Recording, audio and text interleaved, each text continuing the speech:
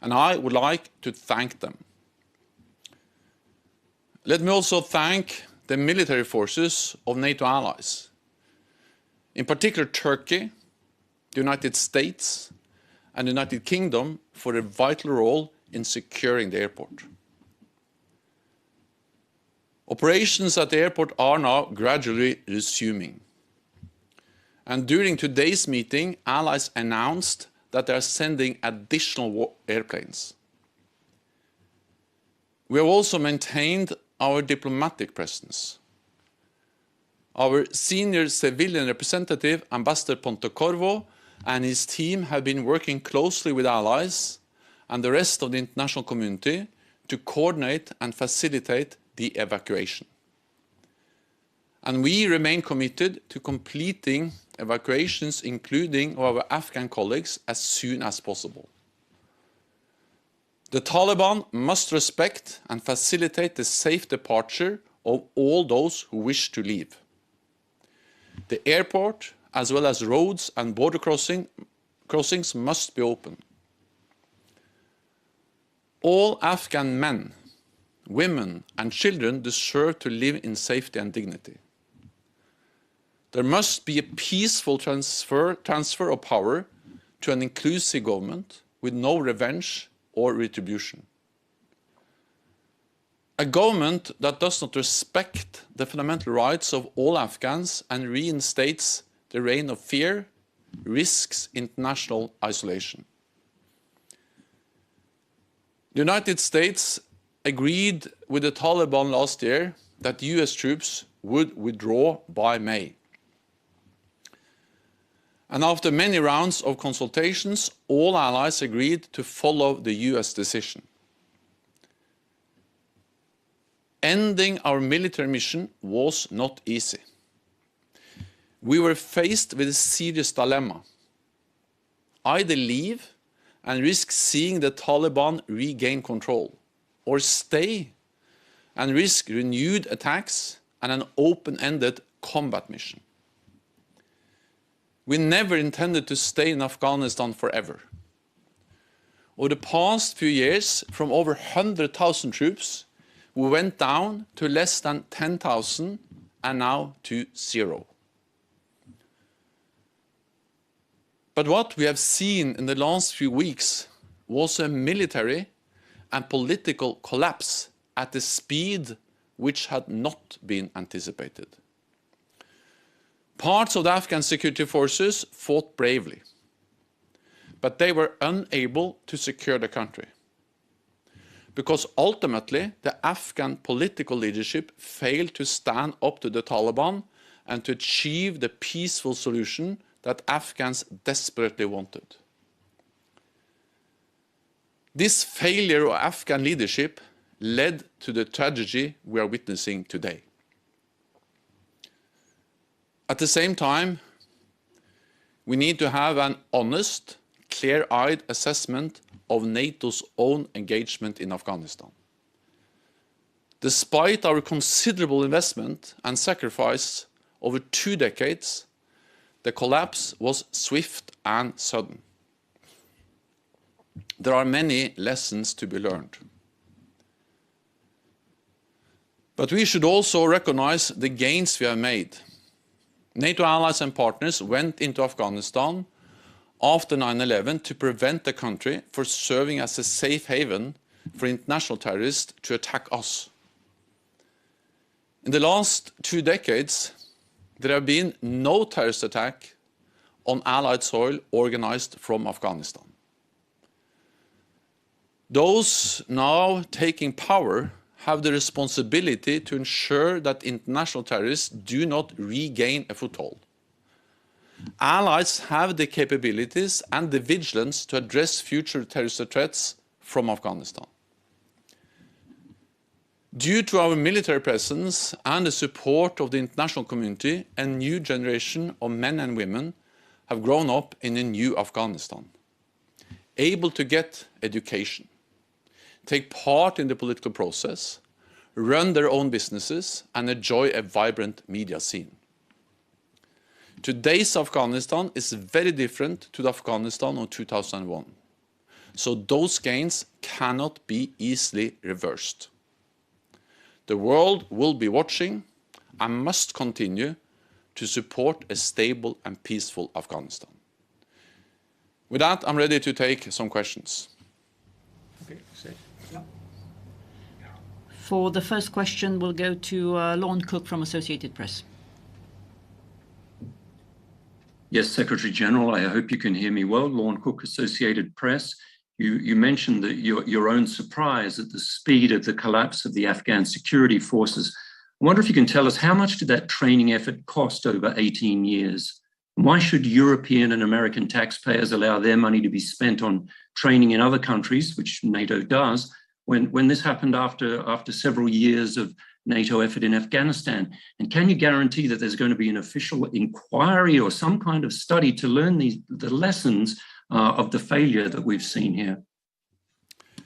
There are lessons to be learned, and of course, when we have been there for 20 years, invested billions of US dollars, and also sacrificed the life of our own soldiers, then of course we need to examine, to look into those lessons, because we need to continue to fight international terrorism.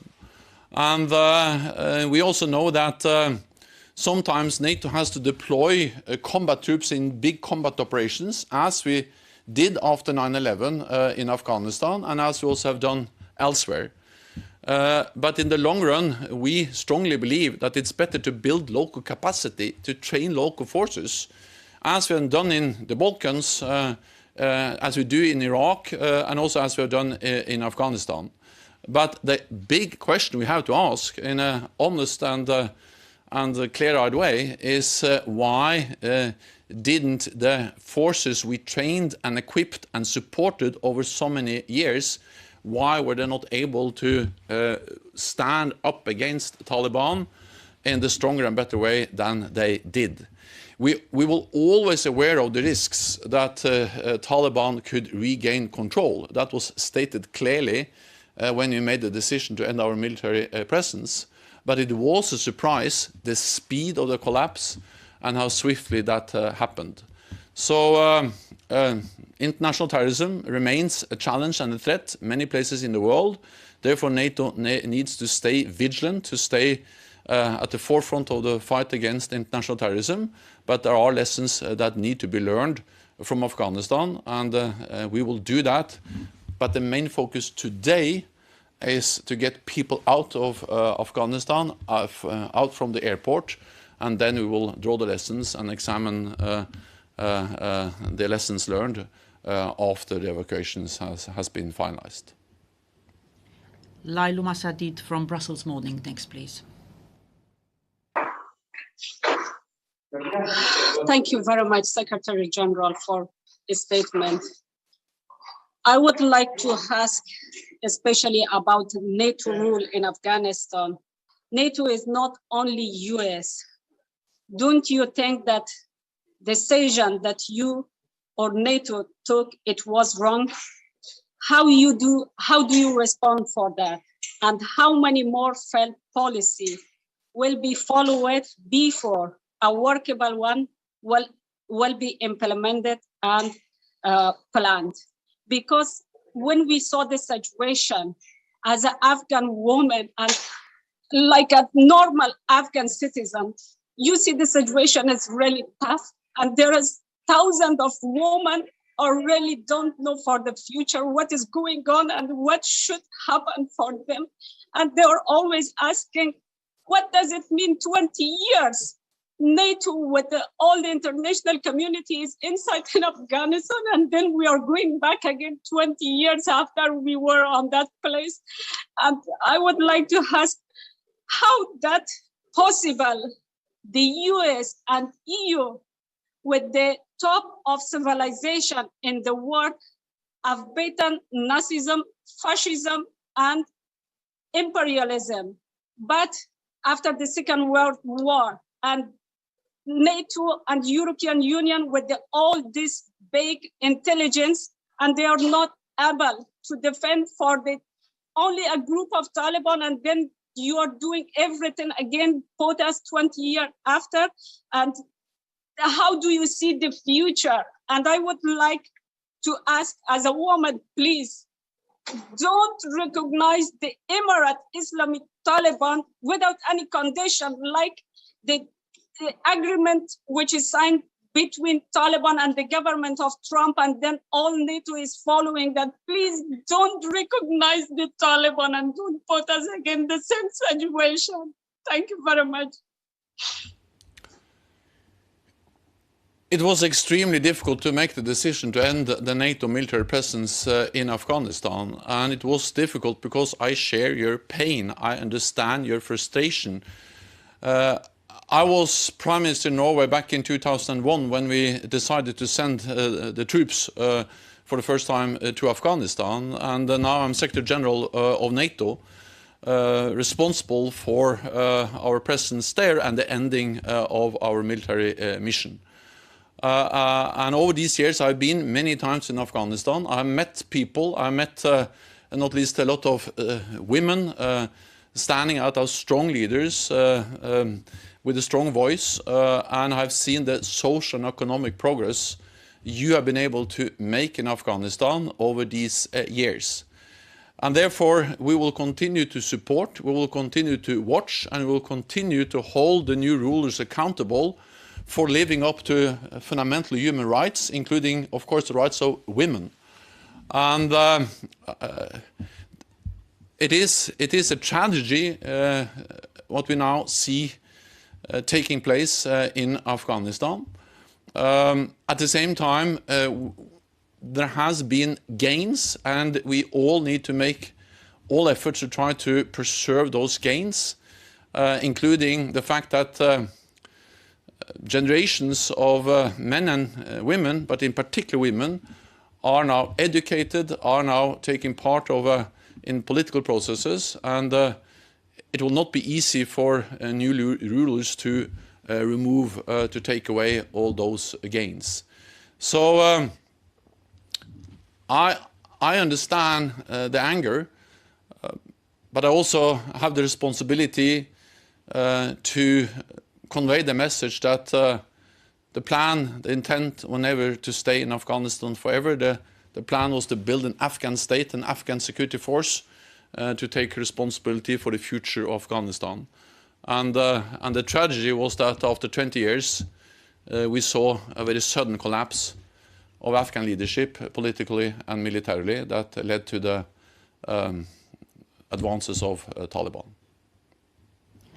Mustafa Sawa from Radio Free Europe, Dari section, please. Thank you very much, Mr. Secretary General.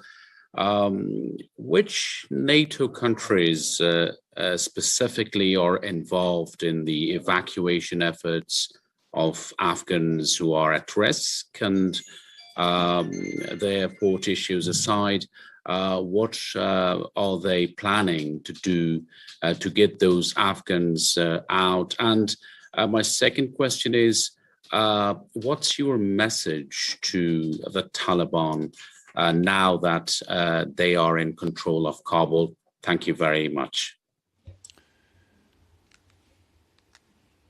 NATO's main focus now is to get people out. Of course, our own staff, but we retain some critical staff at the airport to be able to run the airport, air traffic control, fuel, and so on. To get our own staff out, to get staff from NATO allied countries out, people who have worked for NATO, but also Afghans who have worked and supported NATO and NATO allies over all these years. And we are working hard on that 24/7. And we have already seen that some diplomatic staff, but also some locally employed Afghans have been evacuated out of Afghanistan. We are working to speed that up, to get more planes in and more planes out with people leaving. Then some NATO allies have also stated that they will not only focus on and provide support to those Afghans who have worked for us over all these years, but also other Afghans who are vulnerable or in a difficult position. We have seen public announcements by several NATO allies, but the precondition for getting also these other Afghans out is, of course, to have the airport up and running. And we have now many NATO allies helping to ensure exactly that.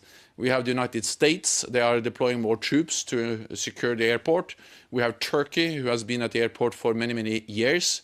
We have Norway running the hospital at the airport. We have the United Kingdom, and other allies are also helping and supporting. And during the meeting of the North Atlantic Council today, several allies announced that they are sending in airplanes to the region to be able to build a bridge, air bridge, to get people out. So there is a huge effort by many allies to keep the airport open and to help to evacuate.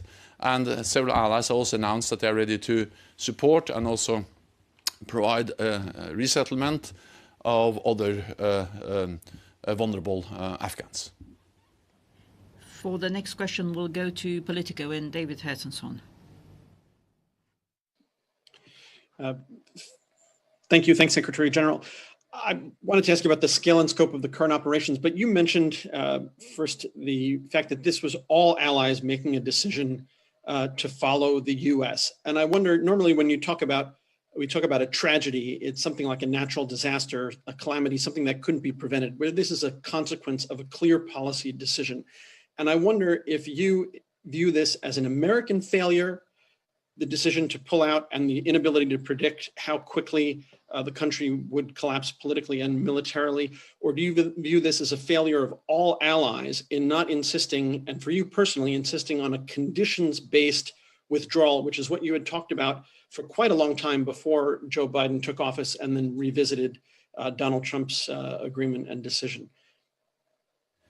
This is first and foremost a tragedy for the Afghan people, who have seen gradually progress towards democracy, freedom over decades, and made enormous social and economic progress. So it's a tragedy for them, but of course also for NATO personnel, servicemen and women who have served in Afghanistan and paid the high price over many years. For many years, we had a conditions-based presence. Then in February last year, the United States signed an agreement with Taliban and agreed to end the military presence by May. And allies welcomed that agreement. And after extensive consultations with the new Biden administration this spring, this winter, all allies agreed that the time had come to end the military presence, the NATO presence in Afghanistan, knowing that there were risks, knowing that there was a possibility that Taliban was going to regain control over the country. But allies took that risk with open eyes, clear-eyed, because they knew that the alternative was not to continue with a limited military presence. The alternative was most likely to continue with an increased presence of NATO troops and forces, and to once again engage in combat, because since the negotiations, since the deal was signed, NATO troops, US troops were not attacked by Taliban. We could not anticipate that that would continue.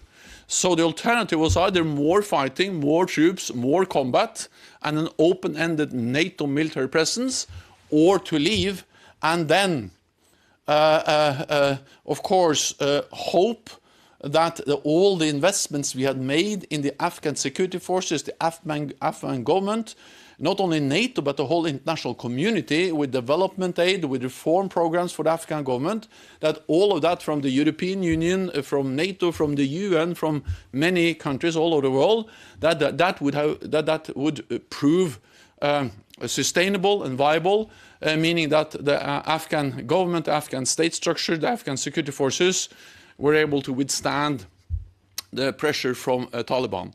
That didn't happen. We We saw the risks, we anticipated the challenges, but no one anticipated the speed of the collapse of the Afghan security forces, the Afghan government, and the Afghan state structures. The choice then to turn the country over to the Taliban rather than risk the continued endless mission, the continued endless fighting. That was the choice. The choice was to choose between two very difficult alternatives with risks and downsides connected to both of them. Either, as we stated when we made the decision, the risk of Taliban returning, or the risk of more decades, many more years in Afghanistan, trying to build an Afghan state and Afghan security forces. And this is therefore not only by NATO, but by the whole international community. And the frustration is easy to understand when we see that so many years of efforts by the whole international community have proven so, has not given better and stronger results when it comes to the strength of the Afghan state structures. At the same time, some of the gains will be hard to reverse. The fact that millions of young girls and boys have got education is an achievement that is lasting. The fact that we have more independent, stronger political voices in Afghanistan now are gains that are not easily reversed, and it's our responsibility of all of us to do whatever we can to support the Afghans in trying to maintain those gains. But also, there is no doubt that this was difficult. It was a difficult decision between difficult alternatives, and we have seen the consequences of a difficult decision made by 30 allies together when we decided to end the military mission. We'll now go to Terry Schultz from NPR. Hi, thank you. Mr. Secretary General, you and I have spoken many, many times over the last years about the situation of girls, and you just heard from Layla. But I'm also talking to people there about the journalists, some of the women journalists who were empowered there, and they're now hiding in their houses and they can't go out. How did this suddenly not become a priority anymore? And having some education is not going to save them now. And how does NATO plan to continue supporting them? Something that you've said consistently, NATO will continue supporting civilians. What can you do? What can you do? Where are you sending money? I mean, I don't understand. I don't understand how this planning for all contingencies that you mentioned will play out now. Thank you. Well, the most important and the most immediate thing we are doing is to keep the airport open, to help people evacuate, leave Afghanistan. And we send a clear message to the new rulers that they need to allow people to leave. And we are helping people to leave. Of course, not only our own staff, but also Afghans who have worked for us. And several allies have also stated very clearly that they're ready also to help and support and provide asylum to other Afghans who are in an exposed and dangerous position. And to be able to get these people out, we need the airport up and running. And that's exactly what we have been working on 24/7 for now several days with NATO allies, with NATO staff working at the airport, running the airport, providing critical services. And then we're also trying to help people to get to the airport and to get them out. So the precondition for any support, or at least help people out, is that we are successful in the big task it is now to make sure that we have a functional airport, an operational airport. And I welcome the fact that allies have clearly stated today that they are sending in more planes, and also that we see that the operations, the flights in and out from the airport are gradually resuming as we speak. I'm sorry, but do you mean on the long term you're keeping the airport open, or for a few days until you get your own people out? As I understand it, it's just for a few days for evacuation flights for those people that NATO and allies are helping to get out. You don't plan on any long-term maintenance of the airport, do you? Also, I will not speculate about exactly how long, but the thing is that we will try to evacuate as many people as possible, and we have stated clearly again and again that all those who want to leave should be allowed to leave by airplanes or by land, open border crossings. They are not open now, but we will continue to work for opening of the border crossings. Next question will be from Thomas Kutschke from Frankfurter Allgemeine Zeitung. Secretary General, 2 questions. The first one, what will happen to the Afghan National Army Trust Fund? NATO had committed to continue funding for the Afghan army until 2024. Will these payments now be frozen or stopped? Have you discussed that in the NEC, and what is your recommendation? And the second question, in past days, UK Defence Minister Ben Wallace has said in a number of interviews that he had consulted with allies whether a stabilization force could remain in Afghanistan even without US involvement. Have you been involved in these consultations? And do you think at any point it could have been possible to stay in Afghanistan without US troops? Thank you. First, we have, of course, suspended all support, financial and other kinds of support to the Afghan government because there's no Afghan government for NATO to support. So all that is frozen and suspended. And we will come back to how we will then, also the trust fund for the Afghan army, that's something we can solve later, but no money is transferred, no support is provided to Kabul after the collapse of the government. So I have seen reports about attempts to try to establish a kind of coalition of the willing to replace NATO and the US presence in Afghanistan. I read that in the newspapers. I have not been part of any consultations in NATO about that. But I think it reflects the reality that when the United States decided to end its presence in Afghanistan, and of course NATO, the United States has been responsible for the majority of the soldiers and has carried the brunt of the burden all the way, there were no willingness from other European allies, Canada, other partner nations to replace or to fill in after the United States. That is also reflected in the fact that after an extensive consultation, several ministerial meetings, many meetings at the ambassador level in February, March, and April, we decided together, 30 allies, that we would end the mission. We have said many times that we went into Afghanistan together, we adjusted our presence together, and we left together. And 30 allies agreed on this decision, and that is also now reflected in the fact that all allies were part of that decision when we made it in NATO. The next question will go to NRK, Philip Bedros-Ulven. Good afternoon, Mr. Secretary General. Does NATO consider it probable that terrorist groups like Al-Qaeda will return now to Afghanistan in full force after the Taliban takeover?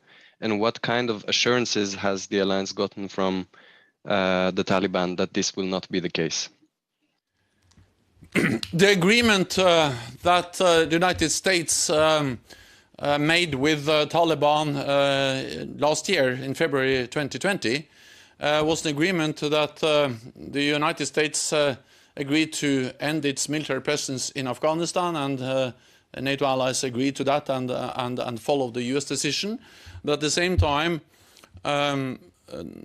Taliban agreed to make sure that Afghanistan not once again becomes a platform for international terrorists to organize, plan terrorist attacks against NATO allied countries. And of course, we expect Taliban to live up to those commitments.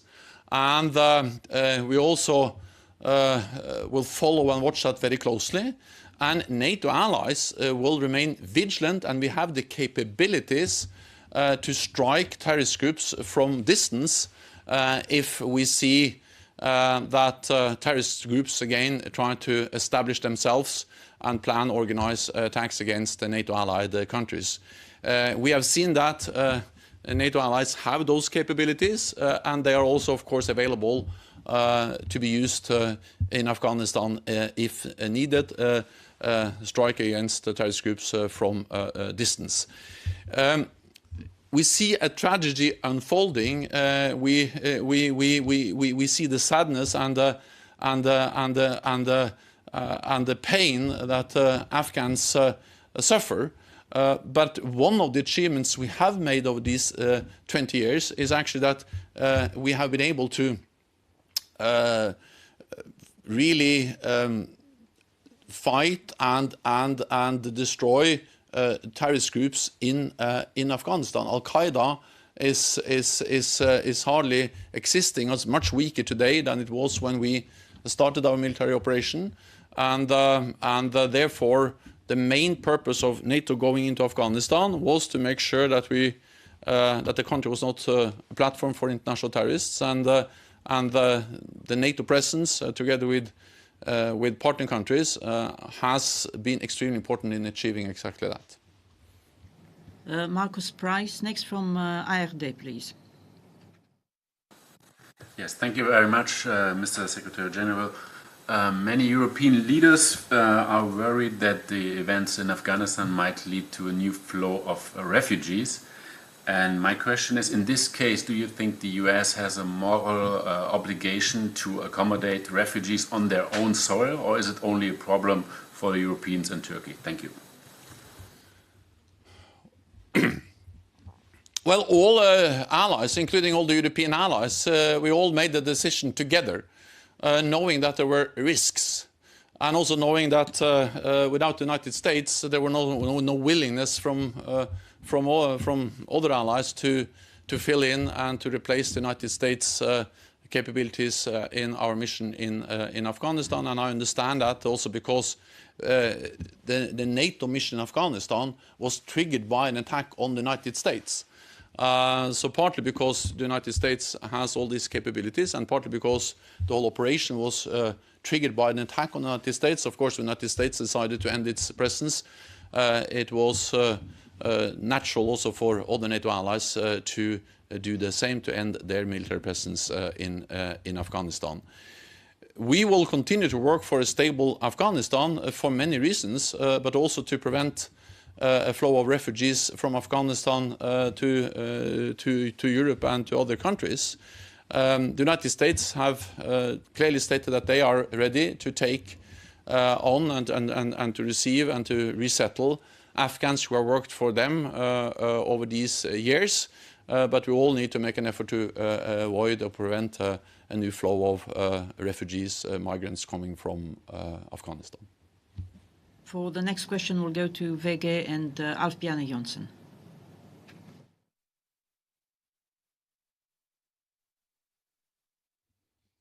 No. Thanks, Mr. Secretary General. I would like to take you back to the 2 months back to the NATO summit in June, where there was a clear commitment combined to the withdrawal of the forces to stand with the Afghan people, not mentioning which party that would rule in Kabul, to continue to provide training and financing of security forces, and not at least to safeguard the human rights for particularly women, children, and minorities. So is it possible in this situation to stand firm on these promises? And how do you see the view and the future of the commitments that the leaders gave in June? Thank you. The situation in Afghanistan is evolving, and therefore it's a bit hard to predict exactly what kind of situation and also what kind of government we will have in Afghanistan in the future. There are efforts to try to establish some kind of inclusive government. Many international actors have called for that.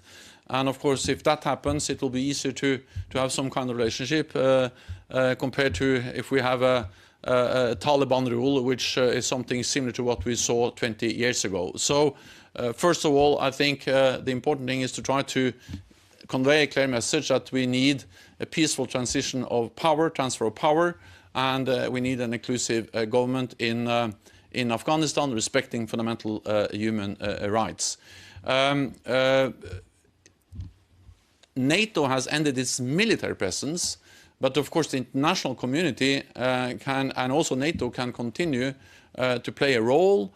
Development aid, different non-governmental organizations, they are playing an important role in Afghanistan, as they've done over many years. They will hopefully be able to continue to play that role to provide humanitarian aid, development aid, and also to protect and support human rights. So the military presence was and is important, but the broader efforts of the international community, they may continue, of course, depending a bit on the developments in Afghanistan. And the message from the NATO summit, from the NATO leaders, was that we should look into all these tools, both the military, political, diplomatic, development aid tools, to try to continue to support a peaceful development in Afghanistan. And I'm certain that NATO allies and a lot of other countries, the international community, is ready to continue to do so.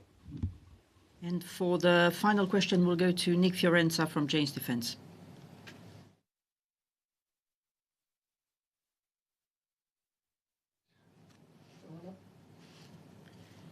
Nick, we can't hear you. You'll need to unmute yourself.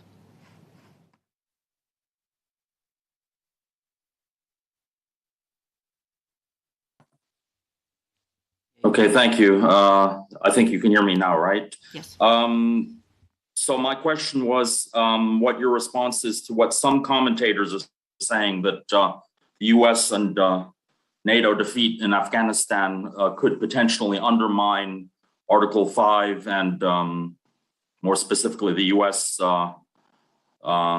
commitment to Europe.